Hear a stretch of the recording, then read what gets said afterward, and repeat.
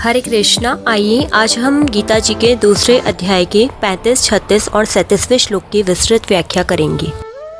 भयाद्रणादु परतम मनसन्ते त्वां महारथा येषां च त्वं बहुमतो भूत्वा यास्यसि लाघवम् अवाच्यवादांश्च बहून् वदिष्यन्ति तवाहितः निन्दनतस्त्व सामर्थ्यं ततो दुःखतरं नु किं हतो वा प्राप्स्यसि स्वर्गं जित्वा वा भोक्ष्यसे महीम् तस्मादुत्तिष्ठ कौन्तेय युद्धाय कृतनिश्चयः। अर्थात तथा महारथी लोग तुझे भय के कारण युद्ध से हटा हुआ मानेंगे।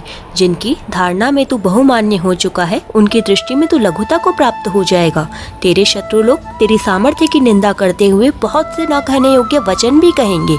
उससे पढ़कर और दुख की बात क्या होगी। अगर युद्ध में तू मारा जाएगा तो तुझे स्वर्ग की प्राप्ति होगी और अगर युद्ध में तू जीत जाएगा तो पृथ्वी का राज्य भोगेगा। अतः हे कुंती नंदन, तू युद्ध के लिए निश्चय करके खड़ा हो जा। व्याख्या है 35वें श्लोक की व्याख्या है भयाद्रणादु परतम मनसन्ते त्वां महारथा। तू ऐसा समझता है कि मैं केवल अपनी कल्याण करने के लिए युद्ध से उपरत हुआ हूँ, परंतु अगर ऐसी ही बात होती और युद्ध को तू पाप समझता तो पहले ही एकांत में रहकर भजन स्मरण करता और तेरी युद्ध के लिए प्रवृत्ति भी नहीं होती। परंतु तू एकांत में न रहकर युद्ध में प्रवृत्त हुआ है। अब अगर तू युद्ध से निवृत्त होगा तो बड़े बड़े महारथी लोग ऐसा ही मानेंगे कि युद्ध में मारे जाने के भय से ही अर्जुन युद्ध से निवृत्त हुआ है। अगर वह धर्म का विचार करता तो युद्ध से निवृत्त नहीं होता, क्योंकि युद्ध करना क्षत्रिय का धर्म है। अतः वह मरने के भय से ही युद्ध से निवृत्त हो रहा है। ये शाम च तुम बहुमतो भूत्वा यास्यसि लाघवम्। भीष्म, टोडाचार्य, कृपाचार्य, शल्य आदि जो बड़े बड़े महारथी हैं उनकी दृष्टि में तो बहुमान्य हो चुका है। अर्थात उनके मन में यह एक विश्वास है कि युद्ध करने में नामी शूरवीर तो अर्जुन ही है।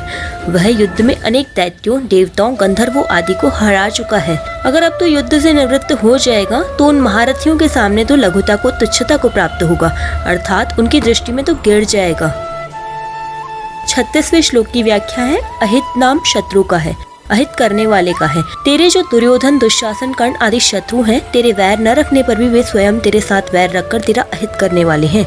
वे तेरी सामर्थ्य को जानते हैं कि यह बड़ा भारी शूरवीर है। ऐसा जानते हुए भी वे तेरी सामर्थ्य की निंदा करेंगे कि यह तो हिजड़ा है। देखो, यह युद्ध के मौके पर हो गया ना अलग।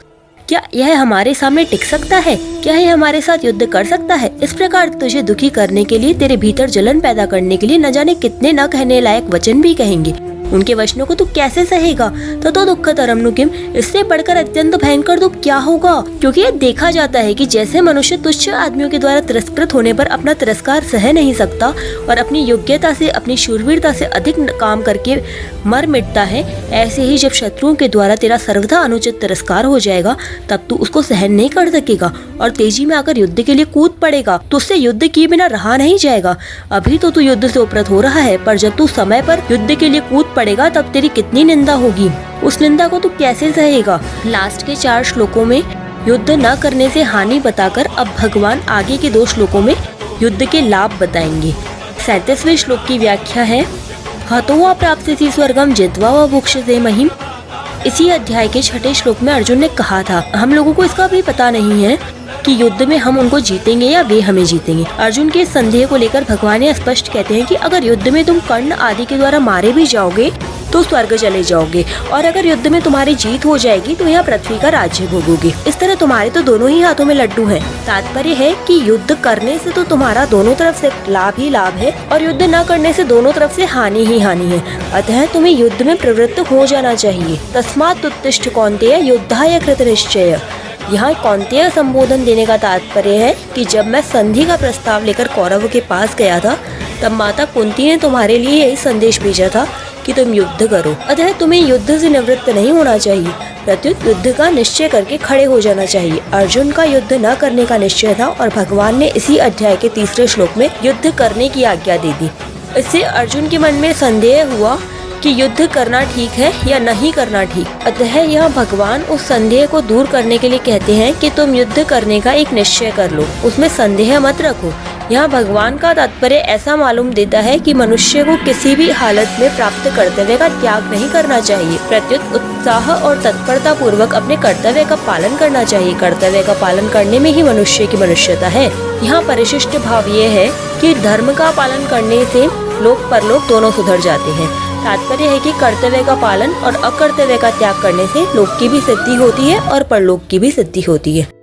38वें श्लोक की व्याख्या हम कल करेंगे। हरे कृष्णा, राधे राधे।